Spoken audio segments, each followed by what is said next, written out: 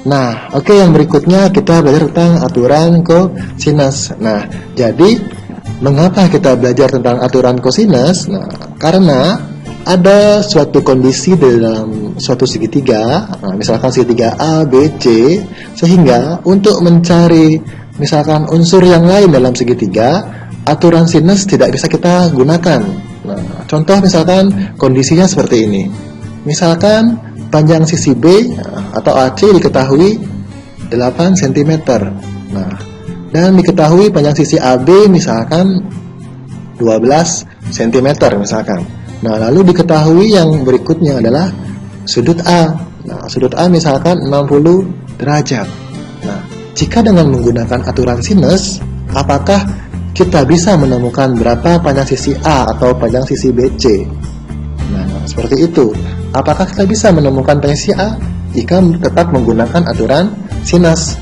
Nah, jadi kalau menggunakan aturan sinus, yang bisa kita lakukan adalah membuat perbandingan A per sin sudut A sama dengan B per sin sudut B sama dengan C per sin sudut C. Nah, yang diketahui berikutnya, nah, panjang sisi A tidak diketahui kan, jadi A per sin sudut A 60 derajat. Nah, sin 60 derajat. Panjang sisi B oke, diketahui. Nah, 8 per sin sudut B-nya tidak diketahui. Nah, lalu panjang sisi C diketahui. Nah, 12 cm. Lalu sin sudut C-nya, sudut C tidak diketahui. Nah, sin sudut C. Jadi jika kita menggunakan yang di sebelah kiri ini, nah, jadi jika kita menggunakan yang ini, A per sin 60 sama dengan 8 per sin sudut B. Kita tahu kita akan mencari sisi A. Sisi A kita tidak tahu berapa besarnya. Lalu sin sudut B pun kita tidak tahu berapa besarnya, sehingga aturan sinus tidak bisa digunakan untuk mencari panjang sisi A. Misalkan kita menggunakan A per sin 60 sama dengan, nah, misalnya kita menggunakan yang ini 12 per sin sudut C. Nah, jika menggunakan yang seperti ini, kita juga tidak bisa menemukan berapa besar atau berapa panjang sisi A-nya. Karena kenapa?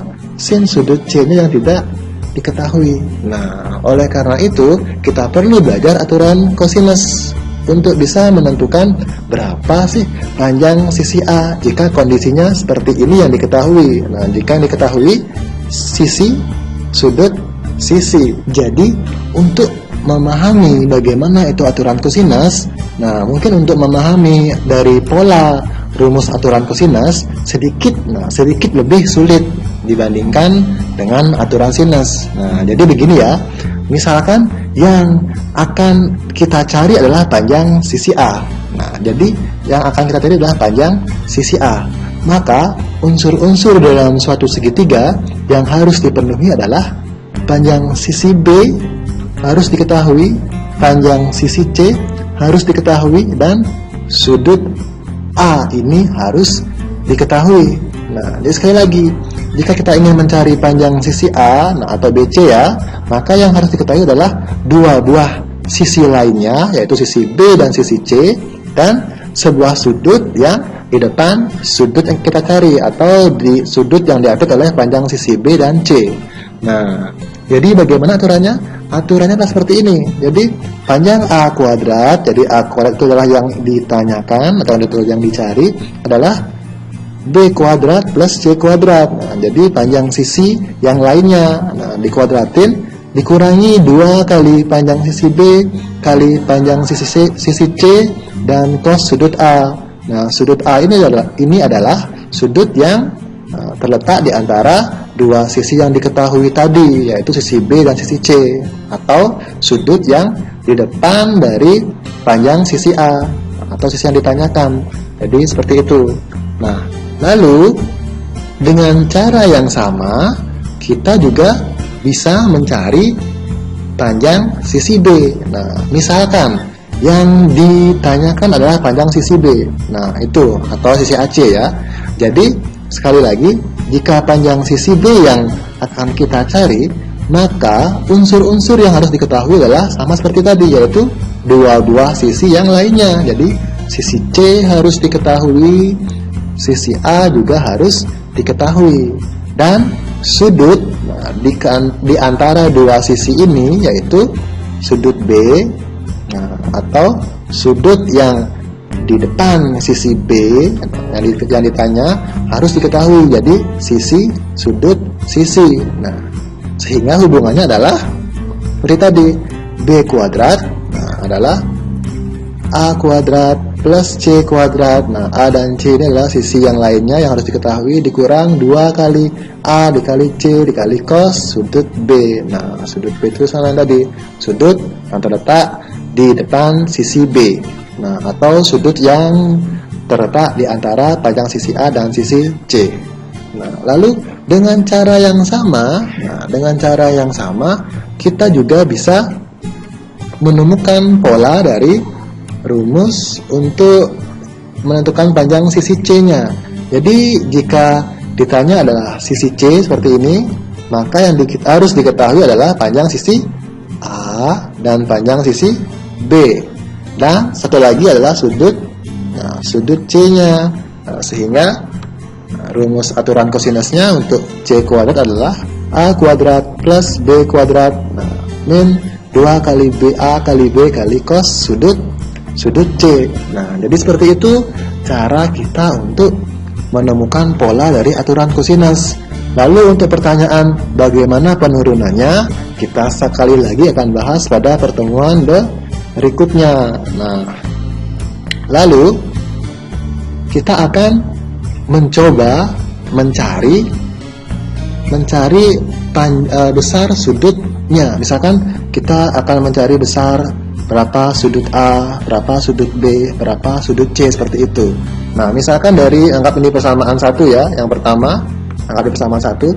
Kita tahu A kuadrat sama dengan B kuadrat plus C kuadrat dikurangi 2 dikali B dikali C cos sudut A.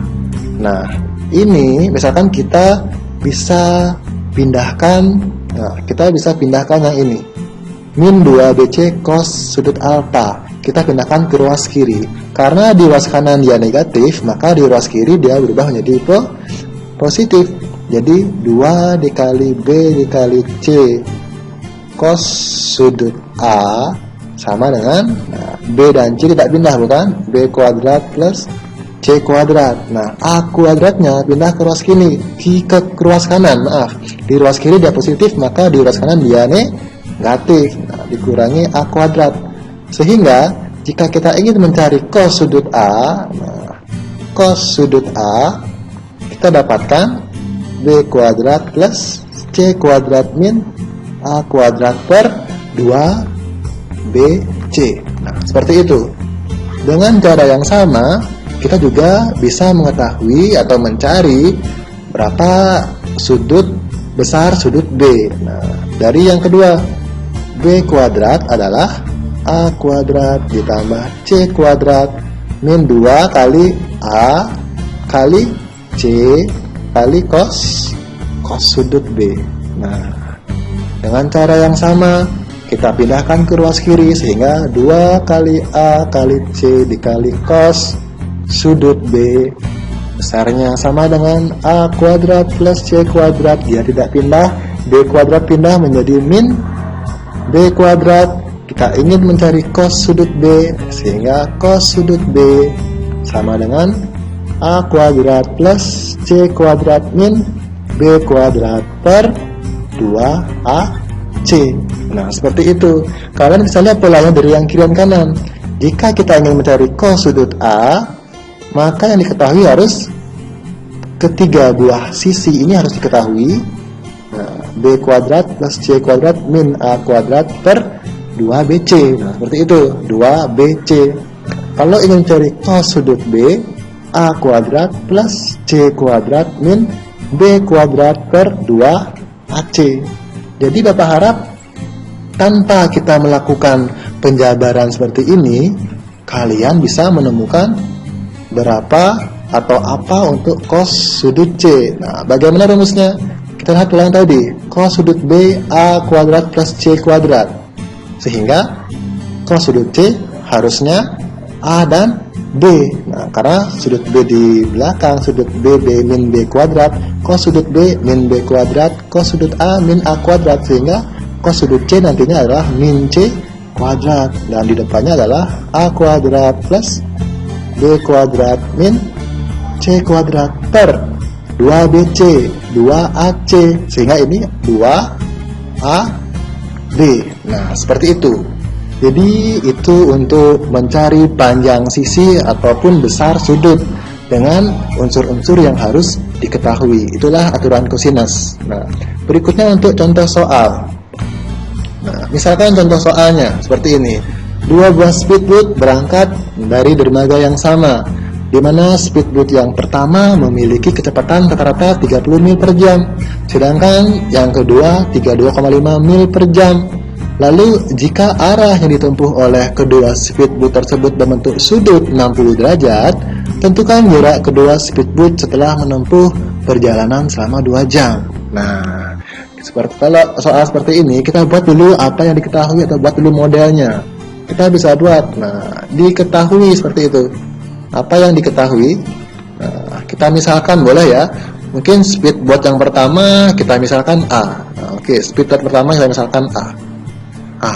Di mana kecepatan rata-ratanya 30 mil per jam, sehingga kecepatan rata-rata speedboat A adalah 30 mil per jam, seperti itu.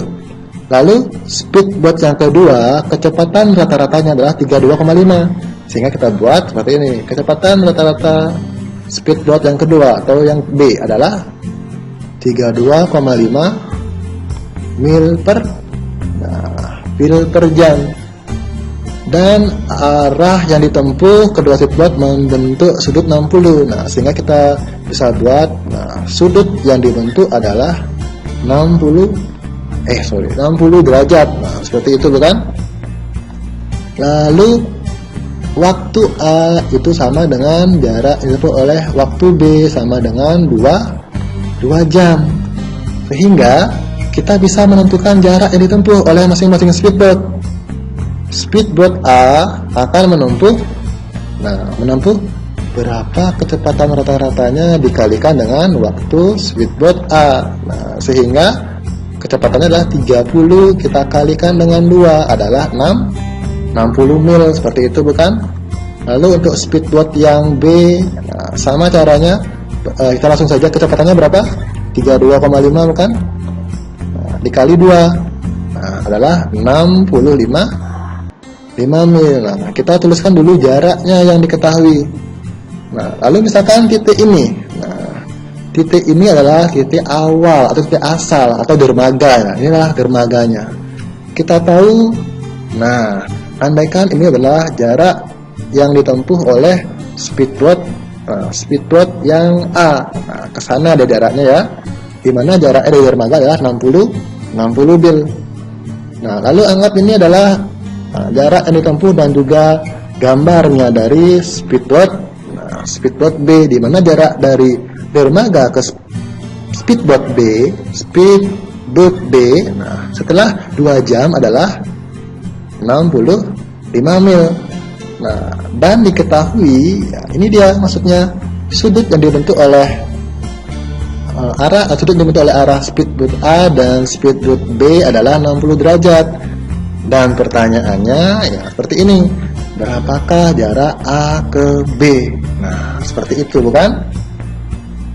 Nah, jika permasalahannya seperti ini, kita sudah buat modelnya, kita gambarkan.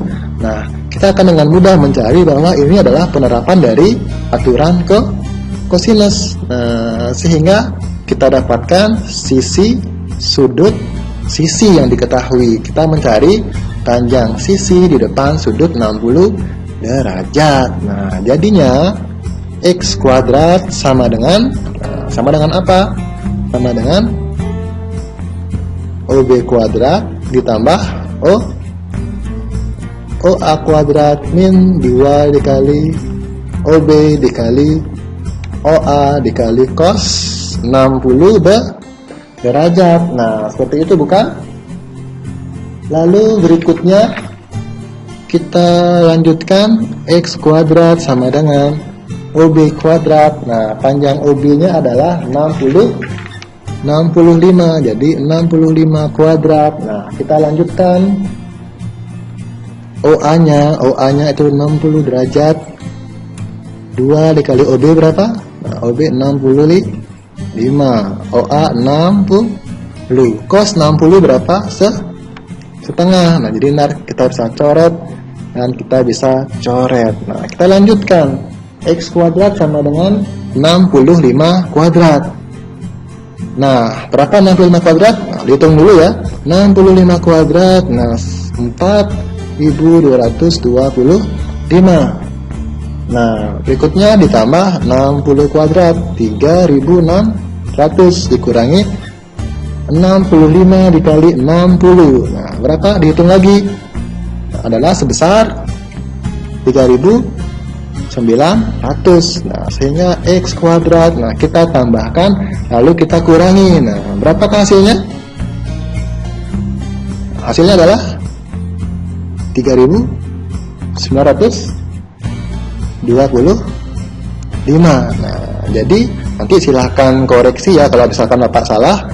Jadi berapa panjang X-nya adalah akar dari 3.925.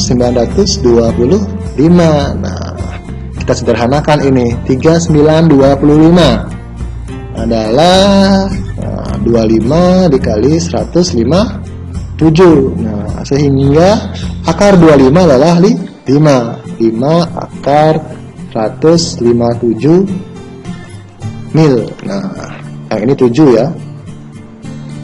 5 akar 157 mil. Jadi sekian. Nah, silakan dipahami lagi contoh soalnya dan penerapan dari aturan sinus dan kosinus. Oke, terima kasih.